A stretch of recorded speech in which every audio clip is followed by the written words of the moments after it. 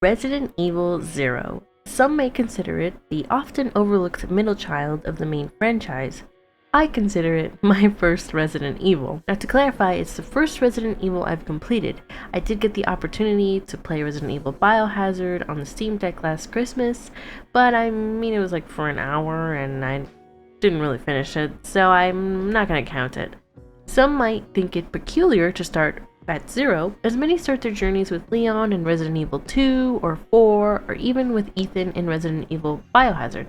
But I wanted to experience the series from its first game, which is funny I mentioned that, since in all reality, chronologically, the story of Resident Evil does not begin in Resident Evil 0, nor was it the first release of the series.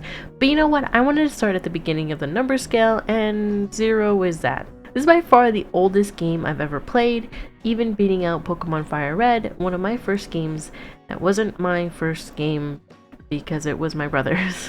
So in all reality, I had no idea what I was in for. My Resident Evil knowledge goes as far as remembering bits and pieces of Biohazard because I watched everyone play that game when it was released, and the tidbits I absorbed from the countless Leon Kennedy edits my sister sends me on TikToks. Trust me, it's a lot. So yeah, essentially I went in blind. Regardless, today you get to hear about my experience playing this game. What are my qualifications, you ask? Nothing? I just wanted to talk about it. So let's start with the bad. Now, I want to preface my dislikes with the fact that I believe that a lot of my personal gripes with the game stem from the fact that this game is indeed old. I truly believe if this game was updated and remade to follow suit with some of the new RE remakes, I think it would be a fan favorite. So please keep in mind that I understand most of my dislikes come from the fact that times were different when this game was initially released. Now, with that out of the way, what did I not enjoy from this dinosaur of a game? Let's start with everyone's gripe, the inventory system. Horrible, right? The inability to increase your inventory base was horrendous, especially since this game really shines when it comes to the reusing of items throughout different parts of the game and its overall exploration. Plus, there was no iconic Resident Evil box to store things in the safe rooms, so right off the bat, the inventory was horrible. I think we need to talk about fixed cameras. Now, if you had asked me before I started this game my opinion on fixed cameras, I would respond like this. Hey, Miss Punki, what do you think of fixed cameras? Oh god, ew, I hate them. They have to be the worst thing that's ever happened to gaming. Okay, this is a bit of an exaggeration, but it's true. I had a great dislike towards fixed cameras and was not excited to play the Resident Evils that still adopted the method. But now that I've played Resident Evil 0 and started Resident Evil 1, I can confidently say that I actually do enjoy this POV. I just really suck at it. Wait, how am I gonna kill the dog? I can't point downwards! Oh, I can point. Run! Dude, this shit is so hard. Oh. This shit is actually so hard. Okay, like this. Wait, turn. Where is it? Ow! Fuck. I can't see in this hallway. Oh, I got it. Look away. Can we skip this? Okay. C rank. Okay, wait. That doesn't count because this is my first Resident Evil game. No, but really, to me, now, fixed cameras are a bit of a lost art that not many newer games employ, which makes sense. All the craze nowadays is centered around whether your game is going to be first person or third person, and interestingly enough, Resident Evil's latest installment, Requiem, does give the player some leverage on how they like to experience Grace's side of the story, letting players choose between two perspectives. But that's besides the point. We're not talking about Leon Kennedy, we're talking about Resident Evil 0.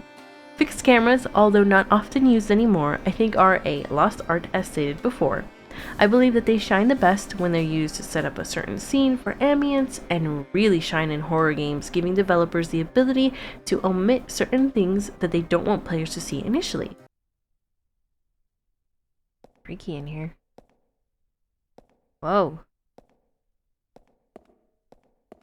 Oh my god. I guess it's also good for jump scares.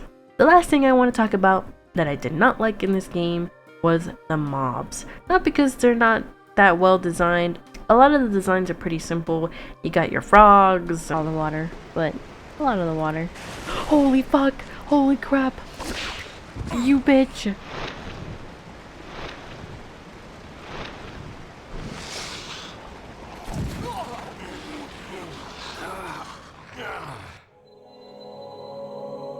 on the tyrants. Watch me juke him. Watch this. Oh, no, he's too big. He's too fat. I can't get around him. And whatever this thing is at the end. We're so boned. But all I really have to say about them is fuck the frogs, fuck that fuck-ass bat, and fuck the tyrants. What did I like? A lot, actually. I really enjoyed Rebecca and Billy as a pair and as individuals. I enjoyed them not only in their interactions, but in their gameplay as well. Billy comes off as this bad boy, nonchalant character that apparently killed a ton of people, only to turn around and actually be a character who was wronged, and honestly kind of a softie underneath his facade of I'm too cool for you. We even see how the moment he sees wrong and has a chance to fix it himself, he takes it upon himself to do his best to do right by those in danger.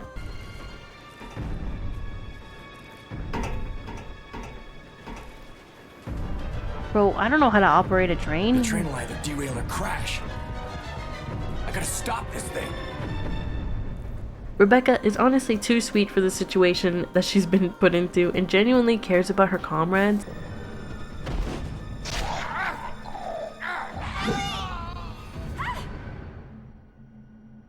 To see a character that attempts to remain cheerful and push through the bad is, from my understanding, not that often found in the RE universe, but perhaps once I play the other games, I'll run into other characters that feel the same. Regardless, putting these two character tropes, nice girl that wants to do good and bad boy that doesn't care about anything or anyone besides himself, is a trope that I personally enjoy far too much. The relationship between Rebecca and Billy is one that grows over the need to work together to figure out what is going on, or simply to just get out, each respective to their individual.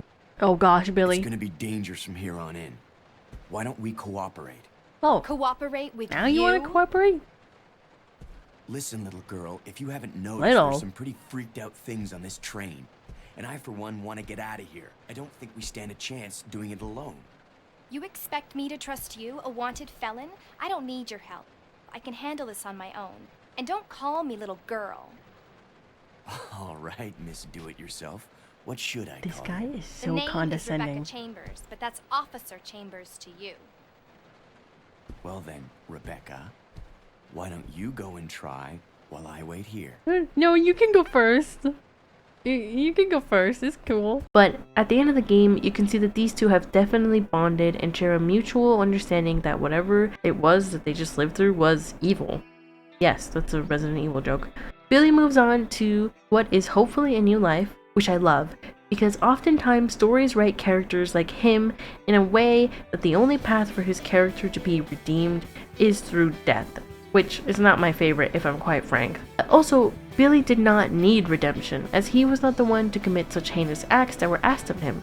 At his core, he is simply a soldier who was committed to his beliefs and wanted to do good, not to only do what was simply asked of him. I'm not sure if we ever see Billy, or if they do bring him back, but if this was the end of Billy's story, I would be content with it, and I think he would too. Say something! Say something, Billy!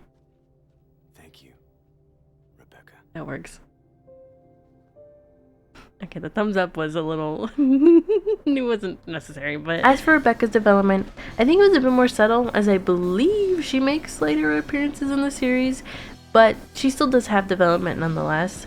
She starts off as a semi-naive, common soldier that just wants to do her job, but eventually learns that not everything told to her by her superiors is often the truth. So, I like to see Rebecca and Billy as two sides of the same coin, destined to find fault within the system they are intricately a part of, and doing their best to overcome the situation that was thrust upon them. Another aspect of their dynamic I enjoyed was the gameplay they shared. Many times throughout the game, Rebecca and Billy have to work together to figure out a puzzle, or are separated and have to work together from afar. I think this was really well done and was my favorite part of the gameplay. It was a bit tedious at times managing the inventory between the two, but towards the end of the game, it was kind of enjoyable trying to figure out who was carrying what and what was the best course of action, especially when it came to the division of resources. And I think maybe this is why they didn't give us the ability to have boxes. They figured probably that between the two characters it would be enough space for the items but I feel like it's a little outdated. It's almost a perfect system. It just needed a little bit of tweaking, I think, and it can be fixed in a remake if they do that. Capcom, please, maybe, I don't know. Overall, I like Rebecca and Billy a lot as characters, and I'm excited to see the future characters that the series releases. Well, I guess the ones that I meet. I'm pretty late to the whole Resident Evil party. Also, real quick, can I just say I love the voice acting. I know it's considered outdated and sometimes goofy, but it's honestly so endearing to me, and I think they try to keep this vibe without cranking it up too high in the newer games, but I'm not quite sure. Oh man. It's Billy! Whoa, Billy. We're on the same team! We're on the same team! We're on the same team. Lieutenant Cohen. So, you seem to know me. Been fantasizing about me, have you? Whoa! You were the prisoner that was being transferred for execution. You were with those soldiers outside. Oh, I see. You're with stars. Well, no offense, honey, but your kind doesn't seem to want me around, so I'm afraid our little chat time is over. Wait, we can be friends. Wait! You're under arrest. No thanks, Dollface. I've already worn handcuffs. They're not really I my could shoot, style. you know. Doesn't have a gun out. I could shoot, you know. Overall, I would say that Resident Evil Zero was enjoyable, and a lot of my personal gripes stem from the fact that the game is indeed old.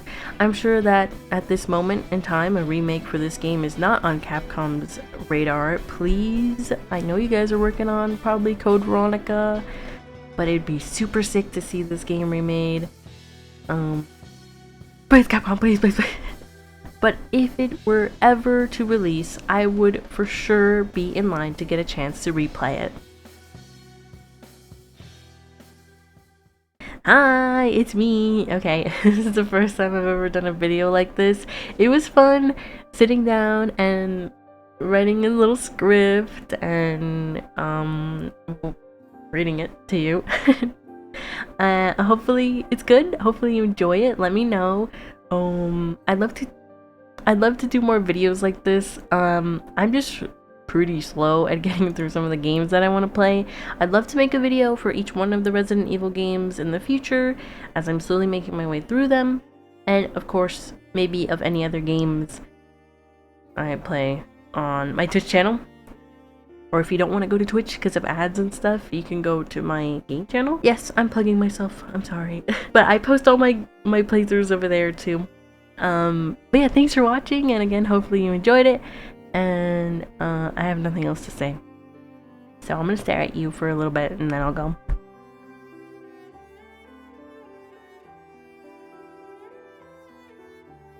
Alright, bye-bye.